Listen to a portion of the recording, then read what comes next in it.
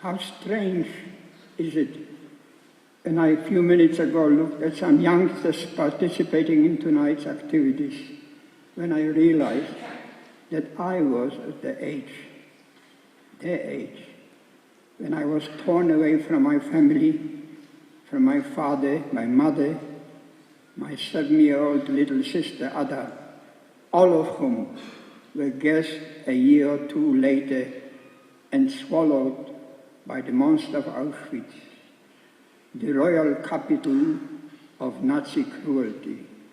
You have to understand that in those days, with a life with no computers, no TV, iPods, no digital cameras, no separations, no divorces, no fighting for custody of children, in that world, family life was so much more close-knitted than it is today in today's world.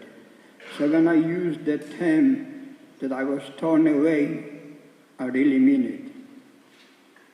it. It was spring 1942 when I landed at my first slave labor camp, Birkenheim, not to confuse with Birkenau, God forbid, schlepping heavy equipment, carrying big, heavy wooden railway sleepers, unloading different things, carrying 50 kilograms of cement bags, and doing all that work practically on an empty stomach. I say on an empty stomach, although we were giving a piece of bread every day, but the system was that we got that piece of bread in the morning with some coffee. When we got back from work, we got the soup. And then they changed the system. They didn't give us any bread in the morning, only bread and soup in the evening. Some of all the prisoners that had a bit of more brain than I had used to slice a piece of bread and left some pieces for next morning. My willpower in that sense was zero. Within few minutes or few seconds, I ate that, drank that soup, ate the bread, and next morning I had to wake up with nothing, go to work, spend all days at work, hungry, on an empty stomach. And to see other people getting that piece of bread here and there, then the envy came in. Envy, my enemy, number 17, then. That envy caused what they medically, I think, call Pavlov reflexes that turns your stomach upside down. Anyway, all that, few months later, was soon changed by some unexpected event, then sent me the major contributor to my survival, Rosie, a young girl about my age, caught at the camp dance trying to smuggle a food parcels to her uncle. She was kept in camp and allocated to work in a German kitchen, helping Trudy, the kitchen menageress. The German kitchen was a special kitchen for the guards. I was the youngest boy in camp. We could see each other only from per distance and exchange some smiles. A small romance per proxy developed, and Rosie somehow was able to provide me a bit of extra this or that, a piece of bread, a plate of semolina, a cup of sugar. How can I explain to you, I probably can, what a cup of sugar meant to us, or for me that day? A priceless help from her. How worried, however, I was when our group, without Rosie, was transferred to Ludwigsdorf, another camp. Ludwigsdorf camp, an ammunition factory, was built in a valley near the Czechoslovakian-German border in Lower Silesia. We were walking out from the railway station to the camp when we saw from a distance some prisoners marching towards us in 3 groups. What is this? We looked at each other. The prisoners in each group were of different colors, yellow, red, and green. Their faces, their hands, their hair, their clothes, everything. The Wehrmacht guard turned to us, seeing our surprise, and explained, "Das ist der Phosphor from the Fabrik." The phosphorus, he continued, from the factory is so strong that it grows into your skin, your whole body, not to mention your lungs. You can't wash it off, he concluded. Ludwigsdorf, he continued, has a very good reputation. They call it eine Erholungslager, a reconvalescent camp. The air, das Luft, he added, is also very good. As I found out later, the fresh air was of very little consequence to us, as we spent most of our time in the toxic factory bunker that were built underground. Now, when we heard all those news, I said to myself, what a way to start a new year. I was shivering with fear. It was the morning of January the 1st, 1942, when my life in Ludwigsburg was about to begin. There is a list of enemies that every prisoner could quote you, apart from capos and guards: hunger, starvation, dirt, lies, abscesses on the back of your neck, envy, humiliation, lack of dignity, and low morale. One could fight some of those enemies, but not the lack of dignity and zero morale. The barometer of that morale went from normal 0 to zenith when one of our elderly guards told our group, es gibt doch heldische Kämpfe zwischen euer Volk. They do exist some heroes, who fight among you people. When with great secrecy looking around, that no one can see him or hear him, he told us some details of the Warsaw Ghetto uprising, an uprising we knew nothing about and couldn't possibly imagine it could happen. I don't want to exaggerate, but I would like you to understand how that news made all of us, my friends in misery, so proud. For the next few days, we were walking with our shaved heads held very high. The hunger did not painfully shrink our stomach as it did normally. The rubbed-off skin on our heels and toes that most of us had from wet onuses and wooden shoes did not hurt us.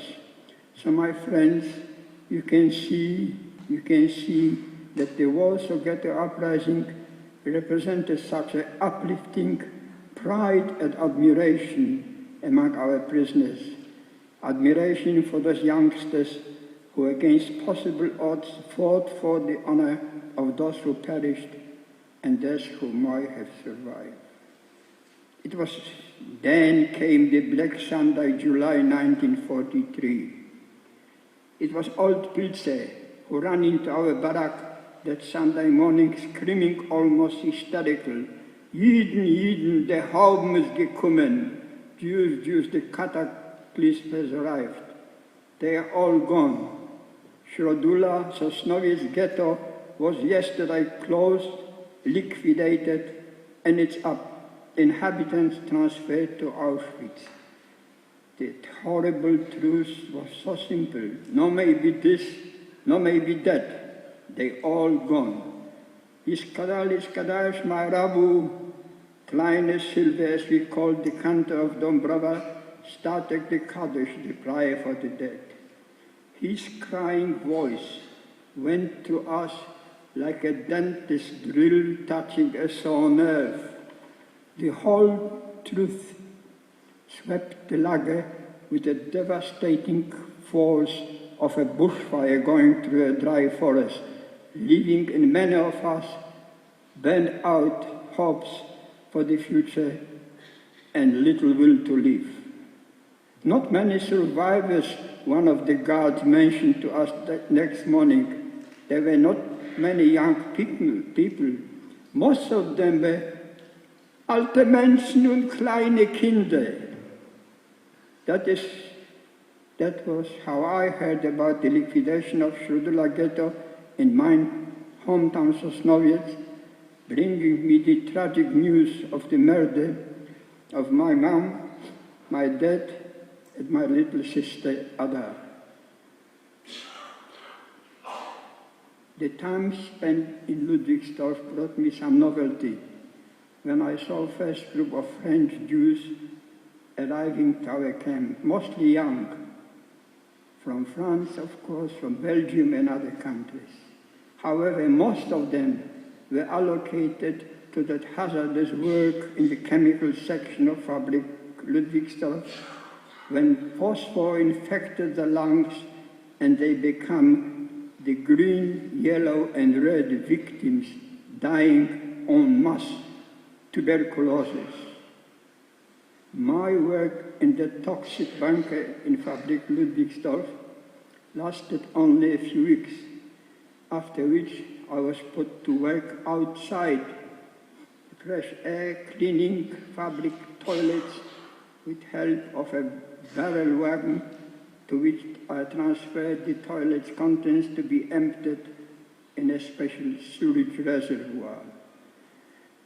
So, by some miracles, I was again reunited with Rosie when she was transferred to Ludwigsdorf to work in the kitchen with her previous boss, Trudy, the German kitchen manageress.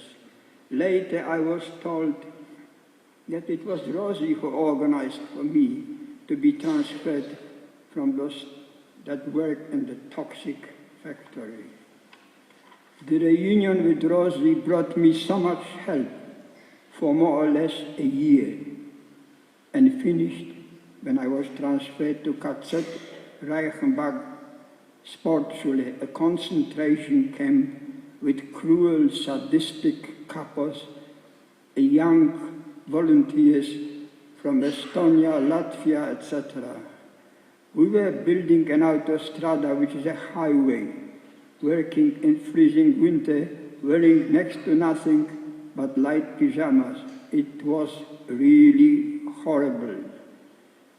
It continued until the end of the war, May the 8th, 1945, when we were liberated by the Russian army. So you can understand how full of fear and sadness that kaleidoscope of my misery was. So how could I possibly imagine in my wildest dream that more than half a century later I would be standing in front of an audience of so many people in a university campus, in a city, in a country on the other side of the world, commemorating Yom HaShoah and talking about my Holocaust. How could I possibly imagine that there would be a Shoah day? How could I imagine all that when news from East and North was full of details of mass murders and extermination? When Helios, the sun god, forgot to shine upon us, when Tamida, the Greek goddess of justice, forgot us. And some people ask a question, did our own God Adonai Eloheinu also deserted us? But that question didn't last long. And of course, how would I know that there would be a state of Israel which would bring so much pride and joy to the whole Jewish world. To all that previous misery, the litany of suffering, the most painful thing was missing my mom and dad and my little sister Ada, and that is when they were still alive, and later on missing them as an orphan. Yes, now more than 70 years later, that missing, that feeling haunts me daily. There's not a day, truly speaking, probably not an hour passes that I don't think about them, a haunting that I don't want to miss. And I see them, and I see my little sister Ada hanging to her mother in that gas chamber and dying one way or another. It was 1959 when I started a new life in Australia, having been traced by my two surviving aunts who lived here. In 1986, I started to record my experiences as a legacy for my three daughters in the form of short stories which were published here and there with magazines and newspapers. In 1988 was actually the beginning of sharing my experiences face-to-face with audiences as directed by the Public Speaker's Office of the State Zionist Council of Victoria. Soon after that, I started to address schools, Jewish and non-Jewish, and those sessions gave me tremendous satisfaction, often painful, still satisfaction. Feeling like this became so much more cemented in my system later when I became a volunteer speaker in the Melbourne Holocaust Centre. Here I see a magnificent army of volunteers, museum guides, Holocaust survivors and speakers, some of them assisted by their grandchildren. I see educators, devoted permanent staff at the centre, directors and other executives in the hierarchy of that magnificent organization. Many students that attend my Thursday sessions, they ask different questions, answer to which sometimes, quite often, brings tears to my eyes and pain to my heart. I'm speaking here tonight to so many people, some of them Holocaust survivors, some of them descendants of Holocaust survivors. Yes, we all want to preserve our memories and want to make sure that those memories will never fade, and make sure that no one ever will be successful in repeating the tragedy which befell us. Yes, whenever at any Jewish commemoration they sing the song "Sag nicht kein Mulas du gehst den letzten Weg," never say that this is the final road for you. I always think about my dearest and all the others for whom it was the final road, a road that will never be again final for our people. Never, never, never.